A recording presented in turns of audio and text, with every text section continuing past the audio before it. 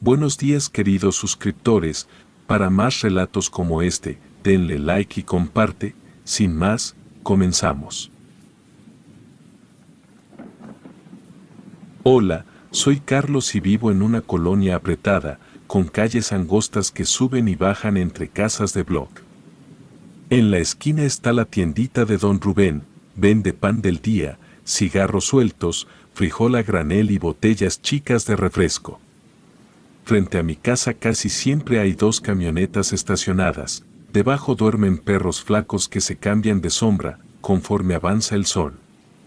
Trabajo como chofer repartidor la mayor parte de la semana y cuando regreso, arreglo lo que va fallando en la casa, una llave que gotea o un apagador flojo.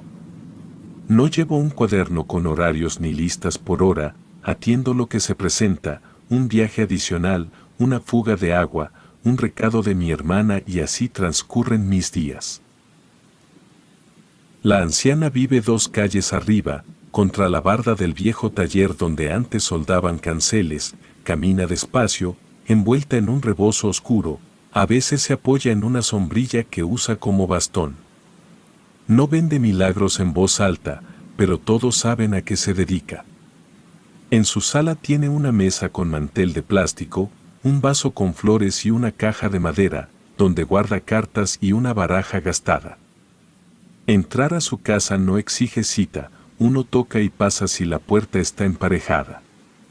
La buscan cuando un niño se enferma de tos que no cede, cuando una pareja se separa, cuando alguien sueña con los dientes flojos y despierta con miedo. Su fama no nació ayer, la arrastra desde los tiempos en que el taller trabajaba a tope y la colonia olía a pintura automotriz.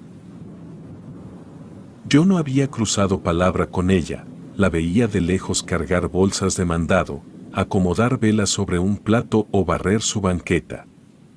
Ese día venía yo de la tienda con una bolsa de pan y 2 latas de atún, la anciana venía en sentido contrario, hurgando en su rebozo. Al pasar junto a mí, me detuvo con un gesto leve, no hubo ceremonia, me dijo con un tono parejo, que entrara un momento para verme la suerte. No hacía calor ni prisa, pero sentí el impulso de mantenerme en mi rutina y seguí de frente. Le respondí que no podía y que lo dejábamos para otra ocasión. Ella sostuvo la mirada un segundo que se me hizo largo, y soltó una frase que registré más por el filo que por el contenido. Afirmó que todos acaban pasando tarde o temprano.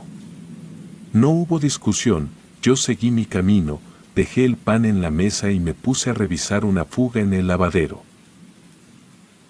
Esa misma semana, empezaron detalles que se notan, se sentía un ambiente diferente, el perro del albañil que vive frente a la capilla, se quedó echado 2 días, ni ladró ni nada, y eso que siempre le ladraba a todos. En la cuadra lo que se comentaba, era que amanecían costales abiertos en los patios, tortillas resecas en la mesa, aunque las hubieran guardado en servilletas, y la leche se cortó en 2 casas, una de ellas la de mi compadre. Nada que diera para un escándalo, pero sí para darte cuenta. Dentro de mi casa, las cosas generales marchaban, aunque aparecieron detalles que no pude acomodar en el cajón de lo común. El lunes, mientras cambiaba ropa de un cajón a otro, abrí el closet y vi un paquete escondido entre una chamarra y una cobija, eran trapos viejos atados con hilo rojo. La tela estaba limpia, y el nudo apretado, lo tomé sin revisarlo demasiado. Pensé que tendría que ver con la bolsa de ropa usada, que me regaló un primo el fin de semana anterior, fui al bote de basura y lo dejé caer.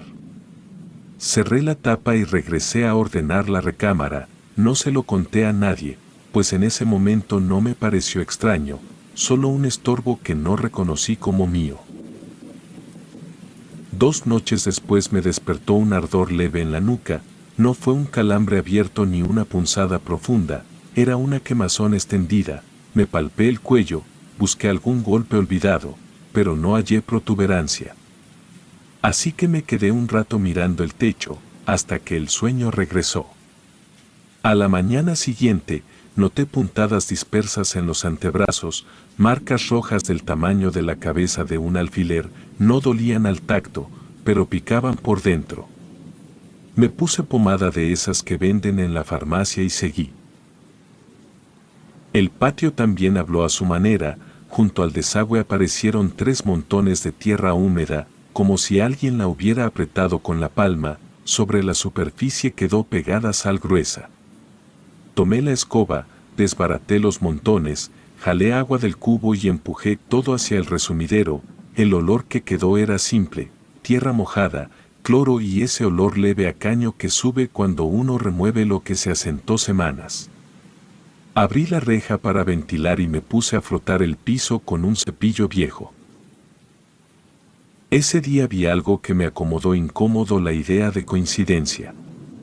Un niño de la cuadra que suele ayudar en mandados, caminó por mi calle con una bolsa negra. Al verme, encogió los hombros y metió la bolsa bajo el suéter. No crucé palabra con él, lo vi doblar en la esquina y perderse. Más tarde, cuando fui por azúcar, don Rubén comentó que la anciana andaba fuerte con sus cosas, que en las tardes se escuchaban rezos graves desde su sala. No pregunté detalles, solo pagué y regresé a mi casa con el azúcar para el café. No ando de puerta en puerta averiguando vidas, pero a uno le llegan frases en el viento corto de la colonia. El compadre me dijo que a una señora de atrás de la capilla se le había cortado la leche aún sin vencer la fecha de caducidad. Una muchacha contó que dejó frijoles remojando y amanecieron con una capa de espuma agria. Pequeñas molestias, pero la suma molesta más que el hecho aislado.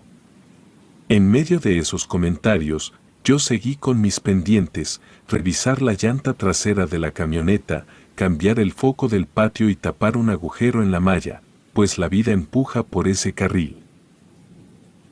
Cerré la semana con un hallazgo que me dejó la boca amarga. Fui al buzón a sacar recibos y folletos. Ahí había un cartón del tamaño de una tarjeta y tenía mi nombre escrito con una letra apretada, mal acomodada en la línea, 2 letras cambiadas de lugar y una mancha al final. Dentro venía un mechón de cabello oscuro, delgado, amarrado con un hilo. Lo reconocí como mío por una razón concreta. Semanas antes me corté el cabello en el baño con la máquina, barrí mal y quedó parte de ese pelo atorado en la coladera del patio. Lo vi flotar cuando pasé agua. Alguien lo recogió y lo guardó. No imaginé un accidente. Tampoco salí a buscar culpables. Tomé el cartón y el mechón, caminé hacia la cocina y los dejé sobre la mesa, al lado del plato vacío del pan. Apagué la radio, me senté y me quedé escuchando la calle, el sonido de los niños jugando, los vecinos platicando y todos esos sonidos peculiares de una colonia. Sentí que se me clavaba la idea, como si el mechón pesara más de lo que era. No llamé a nadie, solo respiré hondo. Guardé el cartón y el mechón dentro de una bolsa transparente con cierre y la puse en el cajón de los recibos. Luego me lavé las manos con jabón de pastilla hasta que el olor a grasa se fue. La noche cayó despacio y yo me quedé atento a sonidos que siempre están: el silbido del de los tamales, la carcacha de la basura, un portazo 2 casas arriba. Ese cierre de día no trajo respuestas, pero trajo el principio del cuidado. Los efectos empezaron a pegar en el cuerpo, como cuentas que se van sumando. Dormí muy poco y abría los ojos con cualquier ruido de la calle, y me costaba volver a hundirme en el sueño. Al amanecer tenía la boca amarga, un sabor rancio que ni el primer trago de agua quitaba. Las manos se me entumían por ratos. El cosquilleo subía de los dedos a la muñeca y luego se iba, y en las muñecas me salieron ronchas del tamaño de un grano arroz, bien redondas, con bordes marcados. Fui al consultorio de la farmacia por descarte. El doctor me midió la presión, me revisó la garganta, me palpó los ganglios, y me vio la piel a contraluz y me preguntó si había cambiado de jabón o detergente. Le dije que seguía con lo de siempre. Anotó dermatitis de contacto, Me recetó una crema y un antihistamínico barato, salí con la bolsa blanca del medicamento, el ticket doblado y la receta. De regreso, antes de meter la llave, vi frente a la puerta un círculo de polvo oscuro, tenía plumas chicas pegadas, como de pájaro de patio. El trazo no estaba perfecto, pero sí cuidadoso. Me agaché, toqué con el dedo índice y me quedó la yema tiznada, no hice teatro, solo fui por la escoba, barrí hacia afuera con pasadas largas y luego jalé agua de la cubeta hasta dejar la entrada mojada. El polvo se volvió pasta y se fue por la rendija de la banqueta, cerré, lavé la escoba en la tarja y dejé que escurriera. El entorno se movía en la misma dirección, algunos vecinos se enfermaron, otros decían que sentían miedo por las noches, que habían escuchado risas demoníacas en sus casas y que se sentían mal de un día para otro. En la barda medianera apareció un dibujo torpe hecho con carbón, una figura humana simple, y encima, una cruz invertida mal trazada, chueca y con los brazos cortos. Llamé al albañil que a veces me ayuda a resanar, llegó con la cuchara, cemento y una cubeta, tapó el dibujo con una capa delgada, alisó con paciencia y me dijo que convendría poner un foco más potente en el patio, para que no quedaran rincones en penumbra, así que quedamos en cambiarlo por la tarde. Salí con 2 bolsas de basura y al cruzar la reja, escuché algo distinto en la casa de la anciana, no eran risas ni televisión. Eran voces superpuestas, una grave, llevaba una cadencia que no era de canción ni de plática, otra baja, entraba entre los huecos como si respondiera. Alcancé a escuchar palabras sueltas en español y también fragmentos que sonaban a latín aprendidos de oído. No me acerqué ni me asomé por curiosidad, solo dejé las bolsas en el contenedor y regresé a ponerme en el patio. El golpe personal llegó al abrir la tarja, debajo, en el mueble, estaba un frasco de vidrio envuelto en tela oscura.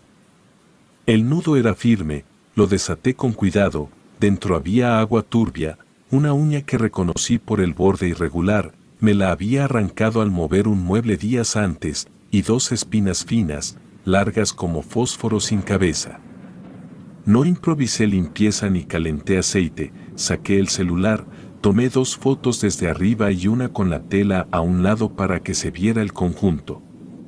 Volví a cerrar el frasco, lo metí en una bolsa doble y lo dejé en el patio, lejos de la cocina.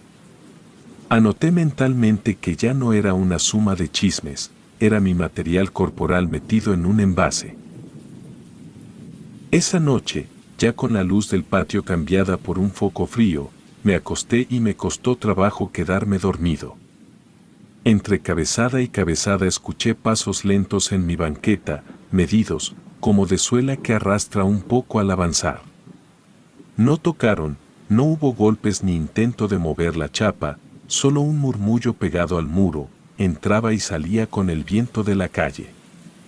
No abrí la puerta para encarar, mantuve la respiración baja para distinguir si se alejaban, cuando por fin el ruido se perdió, miré el reloj de la estufa desde la cama y me volví hacia la pared. A la mañana siguiente, al lavarme los dientes, sentí la lengua adolorida, pensé que quizás la había mordido dormido, tenía una marca lineal al centro, sin sangre, con el borde claro, y en el correo del día encontré otro papel. No traía un dibujo ni un recado, solo 3 cifras escritas con plumón fino y mi apellido bien apuntado.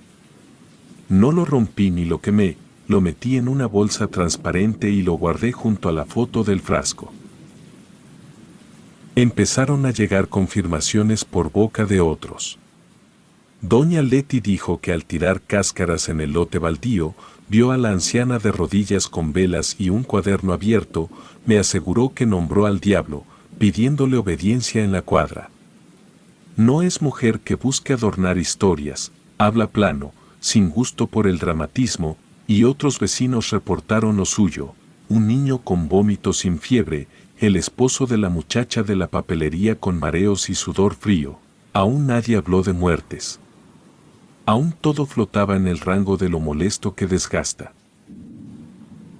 El resto del día, lo usé en ajustar la casa sin caer en rituales, solo revisé las rendijas, detrás del boiler, bajo la cama y entre las macetas. En la jardinera saqué una lata de café, enterrada poco y la dejé cerrada para abrirla después con calma, cambié las chapas de la puerta principal y del zaguán trasero. Puse tornillos más largos en los marcos, encargué por la tarde una cámara sencilla, que graba en tarjeta y la dejé apuntando a la reja, con un ángulo abierto. Avisé a 2 vecinos de confianza que, si veían a alguien dejando cosas en mi entrada, me marcaran al celular. Preparé bolsas transparentes con cierre, guantes y un marcador para rotular lo que saliera. No marqué horarios ni dibujé mapas de actividades, solo definí las tareas: revisar, documentar, retirar. Por la tarde, cuando el sol pegó más bajo, destapé la lata del jardín. Traía otro conjunto de materiales mínimos, un cordón con nudos apretados, un papel con mi inicial y una aguja de coser oxidada. Volví a tomar fotos y metí todo en su bolsa con etiqueta. El conjunto crecía y la evidencia se hacía más sólida. Cada objeto tenía un origen rastreable: la uña arrancada en el mueble, el mechón del corte de cabello, la inicial a pluma que cualquiera puede copiar mirando un recibo. Nada que proviniera de lo imposible, todo junto sostenía un movimiento claro. Al caer la tarde, desde la cocina se escuchó de nuevo el murmullo en la calle. Me quedé quieto junto a la ventana con la luz apagada, se oyeron 2 pasos y un arrastre leve, luego la pausa. La cámara estaba grabando, así que me repetí el plan como una lista corta: no abrir, no gritar y no provocar, solo guardar el registro y moverme. Después de eso, ya no se escuchó nada, solo un silencio aterrador. Cerré la página para mí con una decisión práctica, sin curanderos ni limpias ni visitas a templos. Cambiar chapas fue el primer punto, la cámara el segundo, el tercero, hablar con los vecinos para que funcionaran como ojos laterales. El cuarto, revisar cada rincón de la casa y embolsar cualquier objeto ajeno sin manipularlo de más. El quinto, conservar todo en orden por si tenía que denunciar. Guardé la receta del doctor, los tickets, las fotos del frasco y de la lata, el papel con cifras y el cartón del mechón. Dejé una libreta en la mesa solo para anotar qué había retirado y dónde, no para llevar un reloj de manías. Preparé 2 cubetas con agua y jabón, un bote de cloro, bolsas gruesas para basura y me serví un vaso de agua.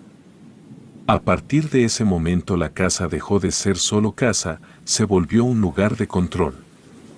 Adentro, cada esquina quedó bajo mi cuidado. En su casa la invocación podía seguir en su sala, pero aquí iban a entrar menos cosas. Terminé de ajustar la cámara económica, mirando la tarjeta para confirmar que grababa continuo. Apunté al frente con un ángulo que cubriera la reja, banqueta y la mitad de la calle. Probé el enfoque con una lámpara portátil y marqué en el piso, con un pedazo de cinta, el punto donde se veía mejor. La noche clave llegó sin anuncios. A media oscuridad del pasillo, la cámara captó a la anciana parada frente a mi reja con una bolsa pequeña en la mano. No tocó, no forzó, solo se inclinó, dejó la bolsa en el piso y murmuró con la cabeza baja. Al retirarse, el perro del vecino gimió y se arrastró hacia su sombra. Me marcó el vecino y salí con guantes. Abrimos la bolsa sobre el cofre de su carro alumbrando con su celular. Había tierra delgada, un trozo de tela que reconocí de una playera vieja y un dibujo con mi silueta hecho a pluma. Volví a embolsar con cierre y guardé en la caja donde ya tenía los otros objetos. A la mañana siguiente fui a la comandancia, entré con el celular en la mano y una mochila con las bolsas. Les expliqué que estaban dejando objetos con mis cosas dentro en mi casa sin permiso. El comandante revisó el video, vio la foto del frasco con uña y espinas, el papel con cifras y apellido, los amarres. Anotó en una queja por hostigamiento y dijo que pasarían a hablar a la cuadra. Salí con el folio y las cosas marcadas, camino a casa, compré un juego de focos más claros y 2 tornillos largos para reforzar la chapa trasera. La confrontación se dio esa misma tarde, la patrulla llegó con 2 elementos, el comandante bajó y caminó conmigo hasta la esquina donde la anciana suele sentarse a tomar aire. 2 vecinos se acercaron, me paré a 3 metros, en la calle, con la carpeta de fotos abierta en el celular. Dije lo que tocaba, han dejado objetos con mis recortes y restos en mi casa, lo tengo documentado, no quiero que se acerque a mi reja ni que mande a nadie a dejar nada. La anciana sostuvo la mirada y negó con la cabeza sin emitir palabra. El comandante explicó, de manera plana, que cualquier intento de entrar, dañar o seguir hostigando tendría consecuencias. Tomó sus datos, asentó que la cuadra estaba atenta, no hubo gritos ni empujones, y cada quien regresó a su puerta. Esa noche hice la parte que me correspondía. Saqué al patio todos los objetos hallados, frasco, cordones con nudos, papeles, la tela de la playera, la uña y las espinas. Los puse en una cubeta metálica, tomé fotos finales sobre el cemento húmedo, con la lámpara apuntando de arriba. Con el vecino de testigo, rompí papeles, corté cordones y vacié el frasco directo al drenaje. Eché agua abundante con cloro, los vidrios los metí en una bolsa gruesa rotulada como peligro cortante para la recolección. Lavé el mueble de la tarja, limpié los marcos de las puertas y rendijas con detergente normal, moví muebles para pasar el trapeador bien pegado a los soplos. Ventilé la casa todo el día, cambié las cortinas y puse a lavar la ropa de cama con ciclo largo. Guardé lo que quedaba como prueba digital y tiré lo que ya no tenía función más que estorbar en mi cabeza. Durante las 2 semanas siguientes se notó la bajada de la brujería, las enfermedades bajaron y el sueño volvió a ser reconfortante para todos, y doña Leti dijo que no volvió a ver velas en el lote, solo la basura de siempre. En mí, las ronchas de las muñecas se desinflaron y desaparecieron, el cosquilleo de las manos se fue, y dormí de corrido por primera vez desde el inicio. El sabor amargo de la mañana se dio, y la cámara no registró más visitas nocturnas nuevas. En las tardes, una patrulla hacía rondín y se detenía un minuto frente a la casa, a veces entraban por la esquina, a veces por la parte alta de la colonia. La anciana continuó recibiendo gente, pero ya no se paró en mi reja ni dejó bolsas en el piso. Aproveché el ritmo para reforzar los hábitos sencillos.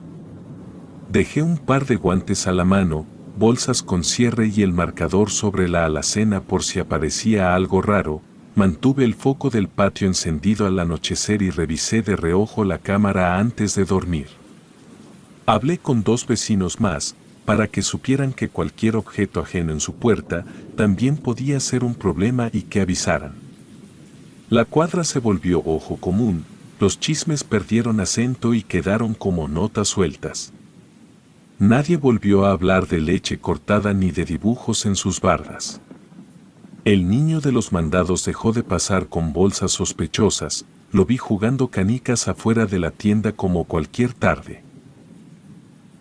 Un domingo llegaron unos parientes a comer, les conté la versión recortada, sin adornos, hubo hostigamiento, documenté, denuncié, limpié y destruí lo ajeno, y ahora la casa está en orden. Pedí que si volvían a ver algo pegado en mi puerta, me marcaran antes de tocarlo. Comimos carne en salsa y tortillas calientes. Al levantar los platos, me detuve un segundo en el marco de la puerta principal y pasé la yema de los dedos por la orilla recién pintada, pero quedó lisa. Cerré este tramo con un pensamiento que sirve más que cualquier rezo. En colonias como la mía el miedo crece en lo que no se dice. Funcionó juntar pruebas, hacer la denuncia y mover a la cuadra. Funcionó cortar, embolsar, tirar, lavar y ventilar. Me funcionó poner ojos en la calle y cámaras donde no había. No necesitó escena espectacular ni palabras rebuscadas, bastó no dejar pasar lo pequeño. La anciana sigue con sus clientes y su brujería. Yo sigo con mi trabajo, la casa limpia, la reja ajustada y la cámara apuntando a la calle.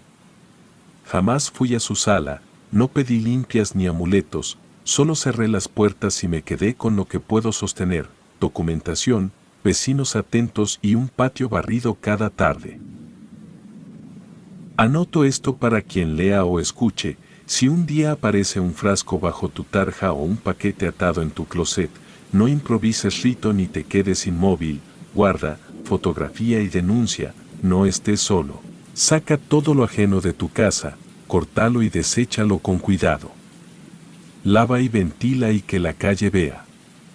Cuando la cuadra entiende que lo pequeño también se enfrenta, lo que antes pesaba empieza a desarmarse. Así terminó en mi caso, sin fuegos, sin muertos, solo con cansancio en el cuerpo y la calma que deja, que al final del día, pudiste vencer lo imposible, que ahora esa bruja solo me mira con recelo y se quedó con las ganas de hacerme un mal mayor, y una colonia que aprendió a levantar la cara y enfrentar a las brujas en sus vidas.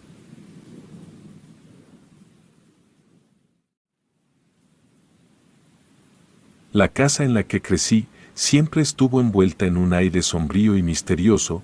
Mi infancia estuvo marcada por la peculiaridad de vivir con mi padre, un hombre cuya vida giraba en torno a una funeraria que había instalado en nuestra propia morada, por lo que desde que tuve memoria, estuve inmerso en la cercanía con la muerte, una compañía que se volvía cada vez más inquietante a medida que los años pasaban. Mi padre, el dueño y operador de la funeraria, por obvias razones, me prohibía entrar en la habitación donde los cuerpos aguardaban para ser arreglados, preparados y de esta forma poder darles el último adiós. A pesar de sus estrictas advertencias, mi curiosidad infantil me llevaba a desafiar su autoridad de vez en cuando. Incluso llegué a cobrar a algunos niños del vecindario, que intrigados y desafiados por el morbo de aquel lugar, pagaban para poder ver su interior. Fuera de aquellas transacciones, mis interacciones con los demás niños eran escasas y mi capacidad para socializar se veía afectada por la atmósfera aterradora que impregnaba mi hogar. A mis escasos 10 años, me encontraba más cómodo con los cadáveres que con los niños de mi edad. Un día, mientras coloreaba en la sala de estar, escuché a mi padre hablar con alguien en voz baja. La distancia impedía que entendiera la conversación del todo, pero el tono grave y serio de mi padre me indicaba que un nuevo cuerpo había llegado. Mi padre se despidió del visitante y me informó que debía salir por un momento, dejándome solo en la casa. Apenas cruzó la puerta, la curiosidad se apoderó de mí. Sabía que debía quedarme en la sala, pero la tentación de ver aquel nuevo cadáver era demasiado fuerte, por lo que abriendo la puerta con sigilo, ingresé a la habitación. La atmósfera en la habitación ese día era diferente. Un escalofrío recorrió mi cuerpo mientras me acercaba a la mesa donde reposaba el cuerpo recién llegado. Aunque éste se encontraba cubierto por una sábana, la sensación en la habitación me hacía querer irme, pero ignorando aquellos miedos, levanté la tela con precaución y me encontré con la figura pálida de la anciana Matilde, una vecina que vivía al final de nuestra calle. Los niños del vecindario la consideraban una bruja, afirmaban que se transformaba en lechuza para volar por los cielos oscuros. A decir verdad, nunca creí en esas historias. Mi padre siempre se había encargado de enseñarme que cosas como la brujería o los espíritus eran cosas que las personas sin nada mejor que hacer se inventaba para pasar el rato o asustar a los demás. Pensaba en eso mientras miraba a la anciana, quien yacía en la mesa con un aspecto cadavérico. Mis ojos se encontraron con los suyos, los cuales se encontraban aún abiertos. Un escalofrío recorrió mi cuerpo, y antes de poder reaccionar, sus manos se aferraron fuertemente a mi brazo, clavando sus uñas como garras afiladas. Forcejeé desesperadamente hasta liberarme de su agarre, cayendo al suelo con un estruendoso golpe. Mi respiración se aceleró y las lágrimas amenazaron con desbordarse, pero lo peor estaba por venir. El cuerpo de la anciana se movió de manera rígida, cayendo de la mesa en una extraña posición. Se quitó la sábana con lentitud, revelando un aspecto grotesco y una postura similar a la de una araña humana. Gruñidos espeluznantes llenaron la habitación, mientras la anciana, ahora transformada en una criatura horrenda, se acercaba a mí a cuatro patas. Mis piernas finalmente respondieron y me levanté de un salto, corriendo fuera de la habitación y cerrando la puerta tras de mí. En el otro lado de la puerta, escuché arañazos frenéticos, como si la criatura intentara escapar. Los sonidos cesaron abruptamente cuando mi padre regresó a casa. Temblando, me asomé a la habitación, solo para descubrir que todo estaba en orden, como si la pesadilla nunca hubiera sucedido. El miedo se apoderó de mí, pero el temor de enfrentar la ira de mi padre me mantuvo en silencio. Aunque la habitación se encontraba inmaculada, yo sabía que lo que vivía ahí dentro era más que una simple pesadilla. Las marcas de las uñas de doña Matilde aún se notaban en mi brazo. Aquello era sin duda una prueba tangible de lo que había ocurrido. Temía contarle a mi padre sobre la experiencia, no solo por la reprimenda segura por haber desobedecido sus reglas, sino también porque, como dije antes, este era un hombre escéptico y nunca creería en la posibilidad de que un cuerpo inerte levantándose y gruñendo fuera el responsable de las heridas en mi brazo.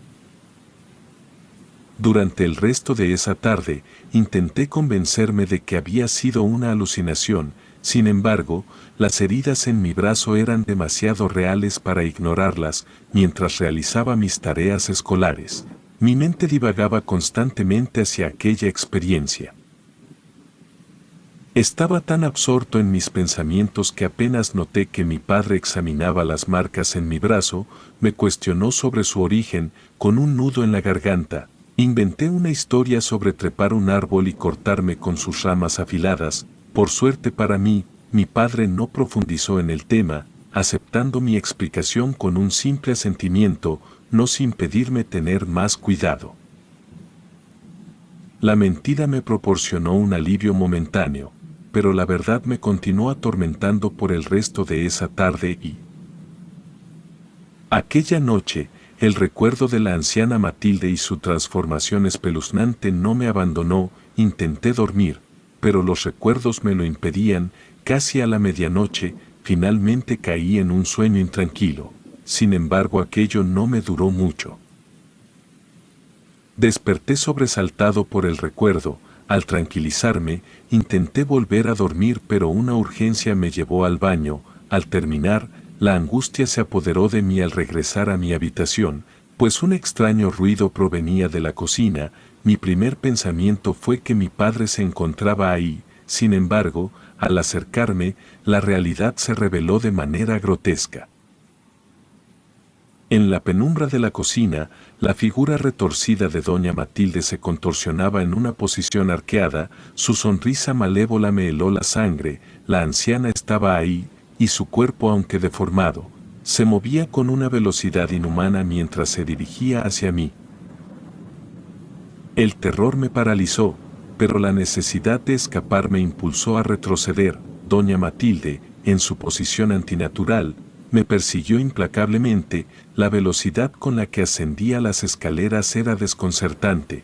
Logré llegar a mi habitación a tiempo y cerré la puerta con fuerza, sintiendo como mi corazón latía descontroladamente.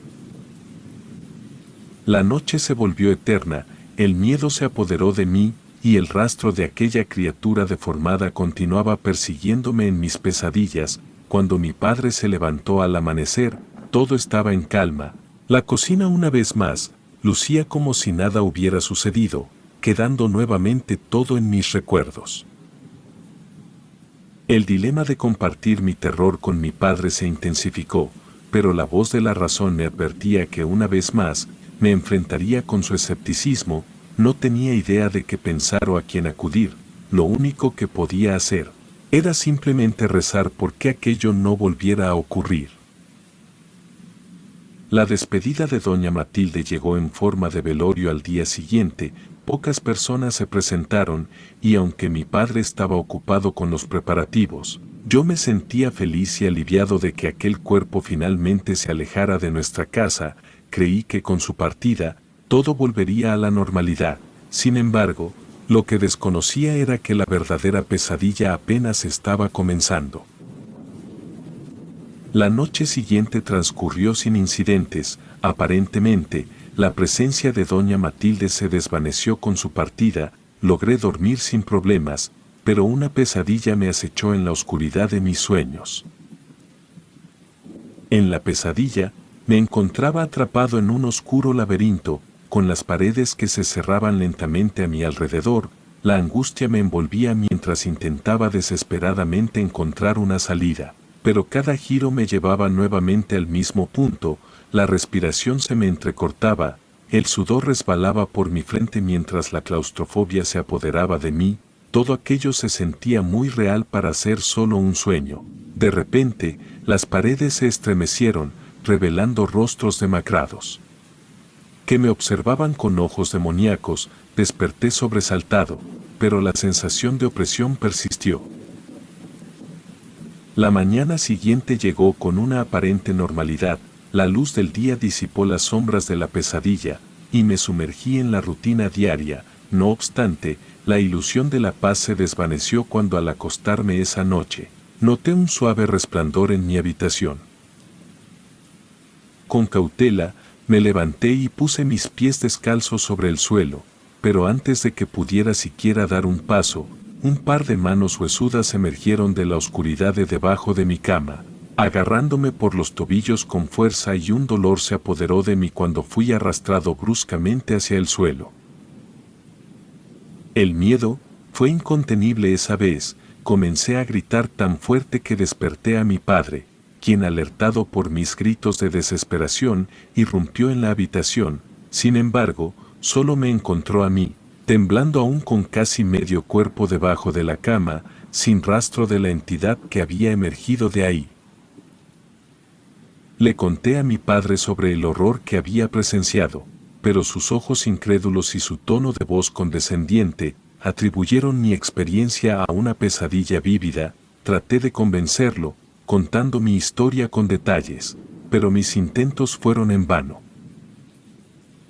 A medida que los días pasaban, los eventos paranormales se intensificaron. Sombras podían verse en las paredes cada vez que me encontraba solo. Susurros inaudibles llenaban el aire y algunas veces las luces parpadeaban de manera inexplicable, y cada intento de explicarle a mi padre era en vano. Su escepticismo persistía, mientras que mi angustia crecía. Las noches se volvieron un tormento entre mi propia realidad y la presencia de doña Matilde. Una noche, que yacía en la cama, sentí una fría ráfaga de viento en la habitación. Aunque las ventanas estaban cerradas, la lámpara que tenía comenzó a dar tenues destellos intermitentes. La luz parpadeante proyectaba la figura retorcida de la anciana, extendiendo sus manos huesudas hacia mí. Su risa resonaba en la oscuridad, y su voz me envolvía. Aterrorizado intenté huir, pero una parálisis del sueño se había apoderado de mí. Mi respiración era pesada y con miedo, y este último aumentó cuando sentí una mano tocar mi pie. El frío penetrante de su toque me dejó sin aliento. Era como si la misma muerte rozara mi piel. Mi padre, ajeno a mis sufrimientos, permanecía firme en su escepticismo, y sus intentos por consolarme se convirtieron en vagas palabras de aliento que caían en oídos sordos. Otra noche, mientras dormía, me encontré vagando por los pasillos oscuros de la funeraria en un sueño lúcido. La presencia de doña Matilde se materializó frente a mí. Su figura era distorsionada y cada paso que daba resonaba como un eco siniestro, y sus demoníacos me observaban con una intensidad sobrenatural. Intenté escapar, pero cada puerta que abría me conducía a un rincón más sombrío del laberinto funerario. La entidad se burlaba de mí, risas demoníacas y la sensación de tener tras mí a aquella entidad demoníaca, se sentía muy real. Cuando me desperté, la realidad y el sueño se habían entrelazado, de forma que las pesadillas parecían extender sus garras más allá de la noche. Cada día se volvía una batalla para mantener mi cordura. Las sombras de doña Matilde se proyectaban en las paredes, voces me susurraban en las esquinas y el frío de su presencia persistía. La entidad de doña Matilde persistía en su empeño de perturbar mi vida. No solo se manifestaba en sueños lúcidos, sino que también dejaba su huella en el mundo físico. Objetos se movían inexplicablemente, sombras danzaban en las paredes, y el susurro de su risa se filtraba en el silencio de la noche, todo aquello sin mencionar los moretones y rasguños que había comenzado a notar en muchas partes de mi cuerpo. Una tarde, mientras deambulaba por la funeraria, me encontré de nuevo en la habitación donde se guardan los cadáveres. Desde el encuentro con doña Matilde me había abstenido de entrar. Sin embargo, en aquel momento, unas ganas de hacerlo me invadieron. La atmósfera pesada se espesaba a mi alrededor y la presencia de doña Matilde se intensificaba con cada paso que daba. Sin saber por qué hacía lo que hacía, mis manos temblorosas se extendieron hacia la puerta, pero antes de tocarla, un escalofrío recorrió mi espina dorsal, por lo que finalmente decidí mejor no entrar. Sin embargo, al darme la vuelta, la entidad se reveló frente a mí. Su figura retorcida la hacía ver bastante grotesca. Intenté retroceder, pero mi cuerpo se paralizó al mirar aquel ser demoníaco frente a mí. Doña Matilde extendió una de sus manos huesudas hacia mí, su frío toque se aferró a mi piel, la visión de su rostro demacrado se convirtió en un torbellino de pesadillas, mi grito resonó en cada rincón de la casa, y en ese momento la entidad se desvaneció, dejándome temblando en la oscura realidad que ahora habitaba. Las noches de insomnio se volvieron mi realidad y el temor de encontrarme con la entidad se apoderaba de cada pensamiento. Recuerdo refugiarme en mi iglesia local en busca de respuestas, las cuales fueron atendidas por un sacerdote, el cual a pesar de no creer en mi historia, me dio un rosario y una oración con la cual me aseguró encontrar paz. Sin embargo, el episodio más aterrador aún estaba por llegar. Una madrugada, desperté empapado en sudor. Como ya era costumbre, mi habitación estaba envuelta en un silencio sepulcral. Al incorporarme, mi mirada se posó en el rincón oscuro de la habitación y entonces, doña Matilde se materializó justo ahí, con su risa retumbando en mis oídos como un eco infernal. «No puedes escapar», susurró. Su voz llevaba consigo lo que solo puedo describir como maldad pura. Su presencia se intensificó y la habitación se llenó con una penumbra sobrenatural. Intenté huir, pero sus manos huesudas inmediatamente me inmovilizaron. Intentaba gritar, pero mi voz apenas se escuchaba. La entidad escaló hasta quedar cara a cara conmigo. Podía sentir su aliento fétido, el cual golpeaba mi nariz y me provocaba náuseas. Quise rezar nuevamente la oración que el sacerdote me había enseñado esa misma tarde. Sin embargo, sin importar cuánto lo intentara, no podía recordar más allá de las primeras palabras. Mis intentos por rezar llevaron a aquella horrible entidad a reírse de mí, y como si intentara probar algo, ésta colocó su mano sobre mi cara impidiéndome respirar, mientras mi cuerpo aclamaba oxígeno. La podía escuchar reír y se notaba que disfrutaba aquello. Aquella noche sentí que iba a morir. Sin embargo, mi padre entró a mi habitación provocando que aquel espectro se desvaneciera. Aunque mi padre no pudo ver nada, fue testigo de cómo yo intentaba desesperadamente respirar. Aquello lo preocupó tanto que terminó por llevarme al hospital, en donde una vez que los doctores le aseguraron que me encontraba bien, volví a contar las experiencias con doña Matilde. Mi padre, agotado de mis relatos que se volvían cada vez más fantásticos y peligrosos a su parecer, decidió tomar medidas drásticas para devolver la paz a nuestro hogar, aún sin estar convencido de que algo más allá de la explicación humana estaba ocurriendo. decidió llamar a un sacerdote local para bendecir la casa.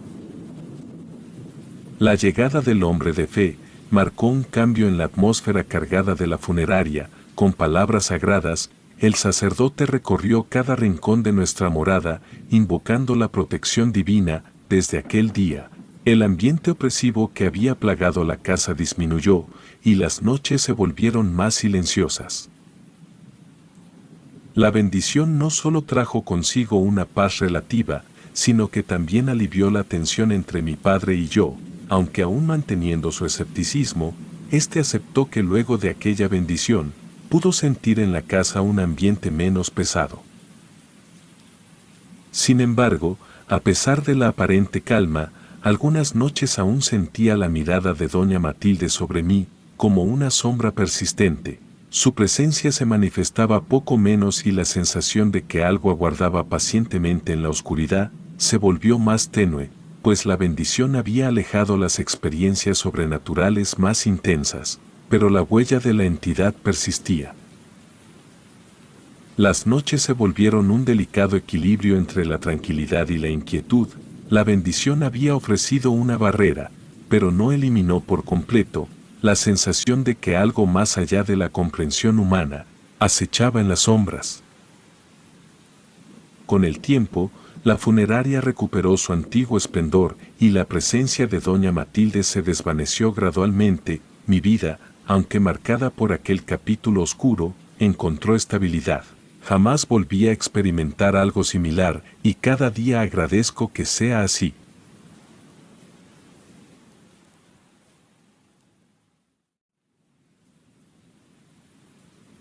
Mi nombre es Mario, y contaré una historia de mi abuela, quien una noche fría de invierno nos contó a todos sus nietos, algo que le pasó muchos años antes, algo que debo decir fue aterrador y muy desolador. Todo sucedió una noche en Navidad, en la que el frío helaba los huesos y toda la familia estaba reunida, contando experiencias e historias, puesto que eso era lo único que se podía hacer en esos años. Estaban esperando que la cena estuviera lista y mientras los niños se deleitaban con esas historias aterradoras.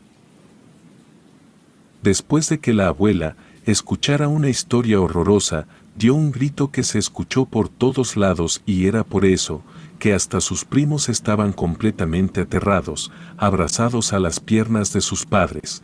Eso fue hace mucho tiempo, cuando mi abuela aún era una niña y es importante recordar que por aquellos años, los niños se impresionaban enormemente con cualquier historia, así fuera fantasía o paranormal.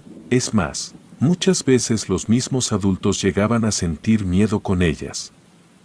Incluso más que los pequeños, debido a que aún muchas cosas allá afuera eran desconocidas. En fin, quien contaba la historia era mi bisabuela, quien lanzando un rápido vistazo a sus hijos y sobrinos, les dijo que era importante nunca salir de noche y luego les preguntó que si habían entendido y ellos, aterrados, asintieron con la cabeza. Contaba mi abuela que después, cuando la cena estaba lista, toda la familia se sentó a la mesa, comieron y bebieron como tenían planeado y aunque poco a poco se fueron relajando, el estado de alerta en el que estaban seguía en sus cuerpos y la noche estaba lejos de haber acabado.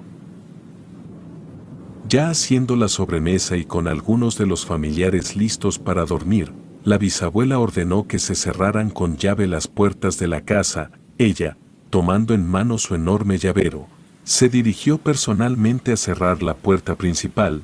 Mi abuela recuerda cómo vio a su madre congelarse de miedo frente a la puerta antes de introducir la llave en la cerradura. Sin que nadie lo pidiera, todos guardaron silencio, quedándose completamente callados como nunca lo hubieran podido lograr. Las más de 15 personas que estaban reunidas en total silencio, poco a poco a lo lejos, comenzaron a escuchar lo que había asustado a la bisabuela. Entre el soplido del viento, el grito aterrado de una mujer se dejaba escuchar, punzante y escabroso.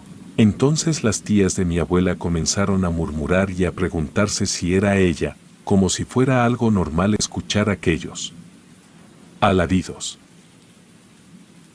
Una de las tías llamada Socorro, al instante comenzó a ponerse nerviosa y por un momento estuvo al borde del llanto, pero la bisabuela interrumpió diciendo que probablemente no fuera ella, que pusiéramos mucha atención al llanto. Y volviendo a prestar atención, todos, ya reunidos alrededor de la bisabuela junto a la puerta, lograron oír otro sonido que poco a poco se fue abriendo camino en el ambiente. Aparte de los gritos de mujer que lograban oírse a la distancia, toda la familia se percató de que había gritos de hombres, en medio de los agudos gritos de mujer y aquello que se lamentaba esa noche.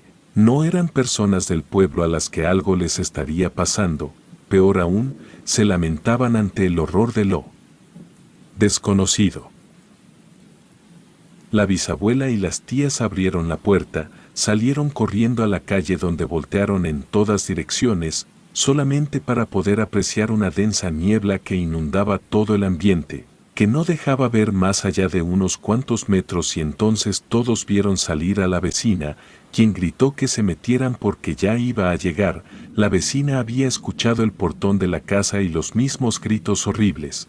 Es porque se había asomado a su ventana preocupada también. La bisabuela se acercó a ella para contarle rápidamente lo que acechaba esa noche y tan pronto ella se retiró de la ventana de la vecina, aquella mujer se encerró con su familia hasta la mañana siguiente.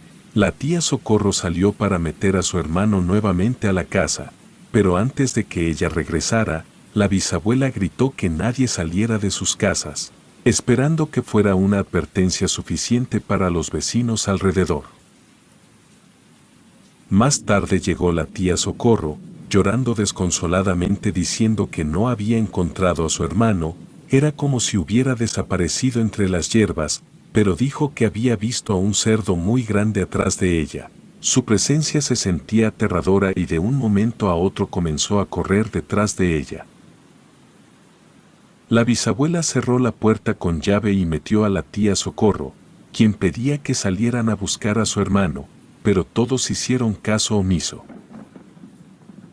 Aquella noche fue larga y los niños, incluida mi abuela, cayeron dormidos apenas unos momentos después y los adultos pasaron la noche prácticamente en vela, sentados a la mesa, rezando rosarios una y otra vez, mientras aquellos gritos ocasionalmente se escuchaban interrumpir la calma de la madrugada.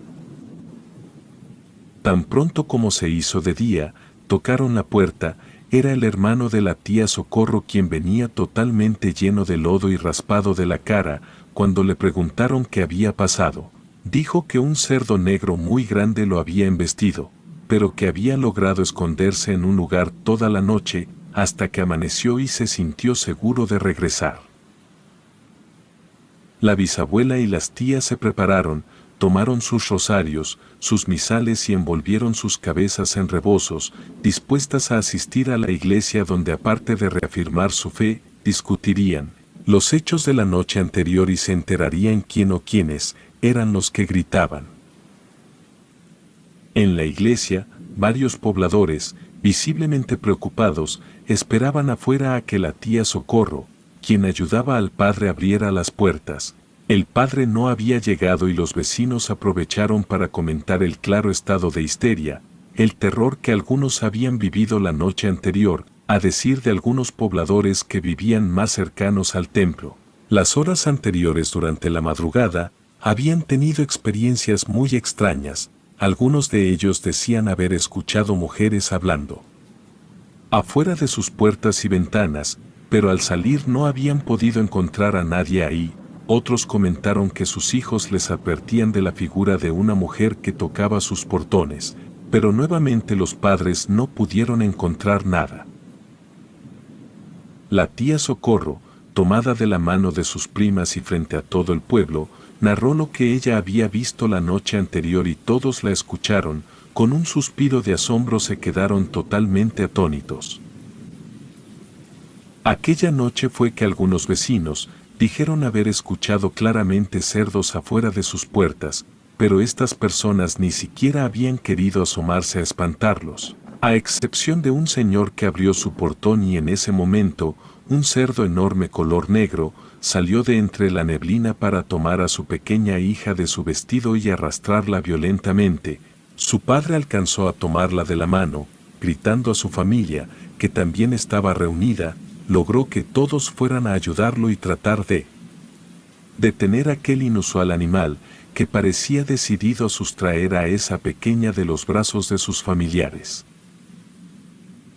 Toda la familia gritaba en un forcejeo que duró minutos. Esos fueron los gritos que todos en el pueblo escucharon. Al principio, los otros lamentos que se oyeron ya avanzada la noche no tuvieron explicación. Algunos decían que venían del monte, otros de la iglesia.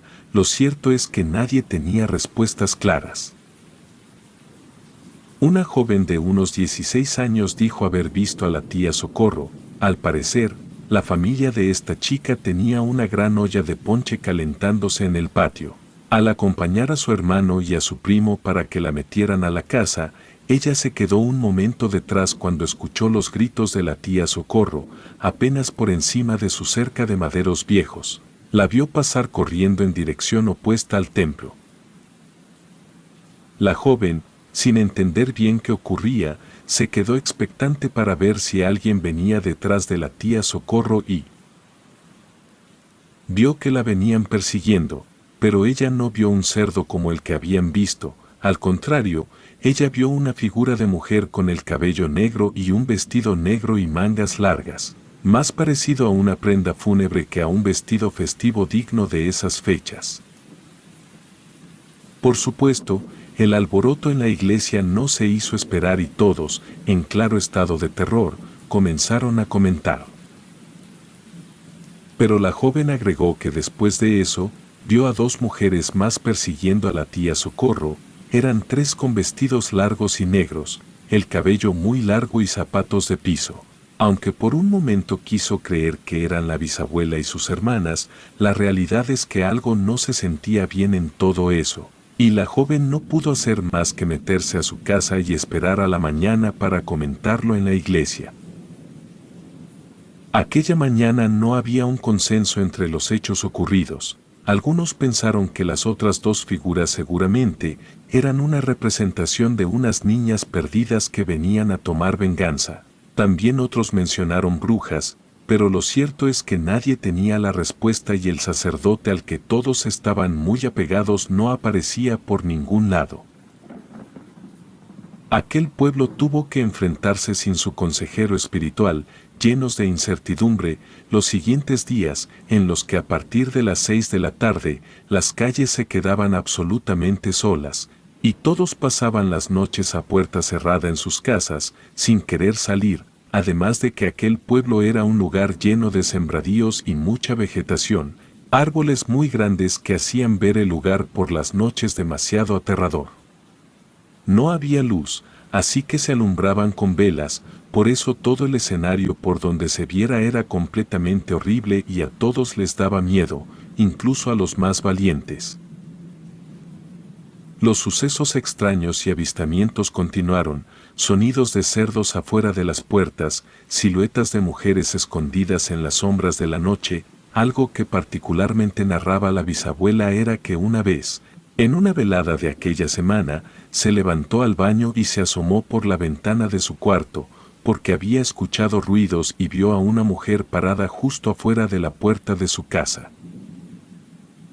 Claramente se asustó muchísimo y más por los eventos que estaban pasando esos días, pero a pesar de eso intentó reconocerla, intentó confirmar si la recordaba siendo niña, pero el cabello que se notaba enmarañado le cubría el rostro. La bisabuela entonces bajó desesperada corriendo por la escalera, para verla por la ventana de la sala, pero al llegar ahí, aquella figura se había desvanecido. La bisabuela entró al baño y con pasos cansados regresó a su habitación, pero antes de volver a meterse a la cama, con el rabillo del ojo pudo volver a anotar algo en la ventana. Allá abajo, esta mujer continuaba ahí donde la había visto por primera vez, por segunda ocasión, y totalmente confundida, la bisabuela bajó corriendo las escaleras, pero nuevamente no pudo ver nada. Estando ya en la planta baja, la bisabuela no pudo hacer nada más que subir a la planta alta, dispuesta a ir al cuarto de sus hijos, donde los encontró sorpresivamente despiertos. Los niños, mi abuela con sus hermanos, estaban parados junto a la ventana viendo algo allá afuera. Algunos de ellos decían que había un cerdo grande allá afuera, pero mi abuela y una de sus hermanas veían claramente la silueta oscura de una mujer. La bisabuela, prácticamente obligándolos, los quitó de ahí, los recostó a todos y ella pasó la noche sentada junto a ellos, sin poder conciliar el sueño. Los días pasaron extraños y al llegar el año nuevo en el pueblo, no pudo celebrarse misa, ya que ni el sacerdote ni la camioneta donde viajaba aparecían. Ya habían pasado 7 días desde su desaparición la noche de Navidad y la gente parecía realmente agotada, después de pasar varias madrugadas viviendo con todo lo que estaba ocurriendo ahí, las apariciones, los lamentos, los ruidos extraños, la oscuridad y todo aquello que no les permitía descansar, además de la constante incertidumbre en la que vivían. Por las mañanas no era extraño ver mujeres que habían llorado toda la noche, pero no de dolor, sino de miedo, de terror provocado por la angustia de perder a uno de sus pequeños, que a veces parecían atraídos hacia algo allá afuera, algo que lamentablemente, durante esa semana, se llevó a 2 pequeños, pero la abuela no recuerda exactamente cómo fueron sus desapariciones. Muchas personas aún tenían esperanza de que el 31 de diciembre de algún modo, esos espíritus también decidieran irse en esa misma fecha, pero no fue así.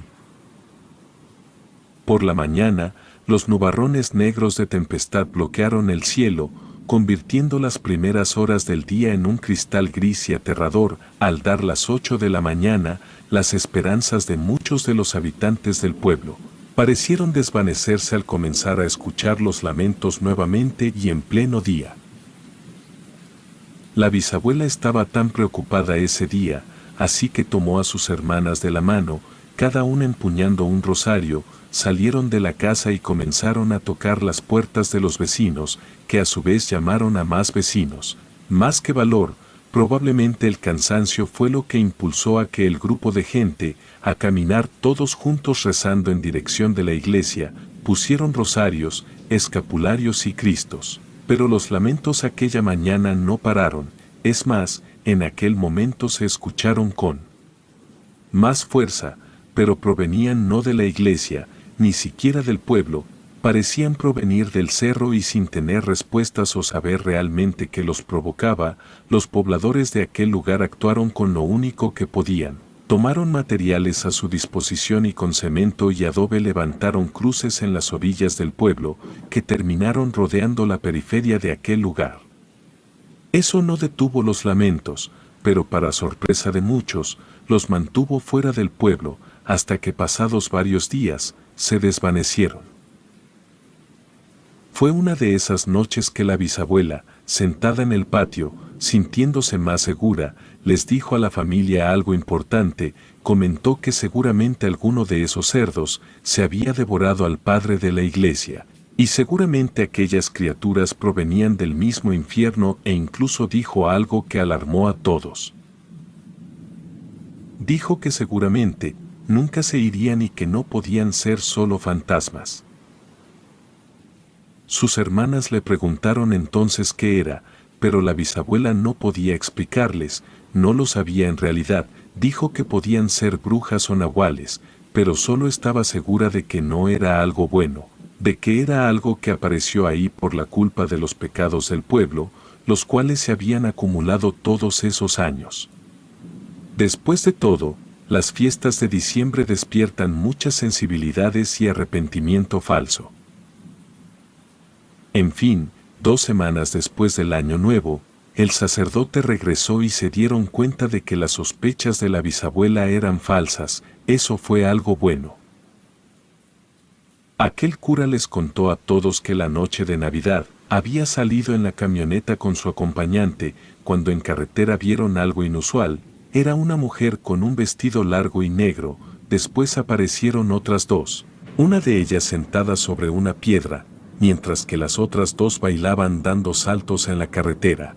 Cuando el padre y su acompañante redujeron la velocidad para que aquellas 3 mujeres de vestido negro les permitieran el paso, el cura recuerda haber sentido como si algo muy fuerte los golpeara. 3 días después, los hombres débiles y con varios huesos rotos despertaron en una casa de madera y los cuidaban 2 viejitos que amablemente los atendieron durante varios días, hasta que pudieron comunicarse con alguien para que fuera por ellos. Los viejitos les dijeron que las brujas los habían ido a tirar allá. Y tras ser llevados por un comerciante al pueblo más cercano, fueron hospitalizados unos días gracias a la intervención de la iglesia local. Y por fin habían regresado al pueblo. Todos se sorprendieron y se asustaron. Por eso, la bisabuela aquella noche dijo que no salieran a la calle solos. En los días siguientes, cualquier fecha cargada de sentimientos y emociones podía abrir paso a portales que podrían ser allanados por espíritus malignos. El padre bendijo el pueblo, casa por casa, llevó agua bendita y rezó por todos, y esa fue la solución, pues las 3 mujeres nunca volvieron al pueblo de la abuela mientras ella vivió ahí, aunque es cierto que un par de noches llegó a escuchar lamentos horribles a la distancia. La noche en que la abuela nos contó esto, la dejamos tranquila al terminar su historia, al menos eso creemos. Entonces mis primos y yo nos fuimos a mi cuarto a jugar videojuegos. Habíamos tenido suficiente terror aquella velada. A mí me tomó un tiempo poder contar esta historia, y es que el año pasado, hablando con unos primos por videollamada, quienes no pudieron llegar en Navidad por la pandemia, no dejábamos de escuchar cómo sonaba el timbre en casa de uno de ellos. Al preguntarle por qué no iba a ver, nos dijo que tenía 3 noches que por momentos tocaban a su puerta, a veces incluso escuchaba como si alguien se alejara corriendo de ahí, pero al salir a ver, no había nadie en los pasillos y ahora prefería ignorarlo. Nos dijo que su mamá había escuchado sonidos de cerdos y cuando se asomó, se dio cuenta de que había una mujer en la puerta. Por supuesto, todos se asustaron, pero con los días, esos ruidos en su casa desaparecieron. Supongo que cualquiera de nosotros puede ser víctima de esas energías que merodean las sombras. Quizás en este mes lleno de emociones, tengas a tu lado a alguien que no ves, alguna energía que está contigo o alguna bruja acechando. Relatos anónimos.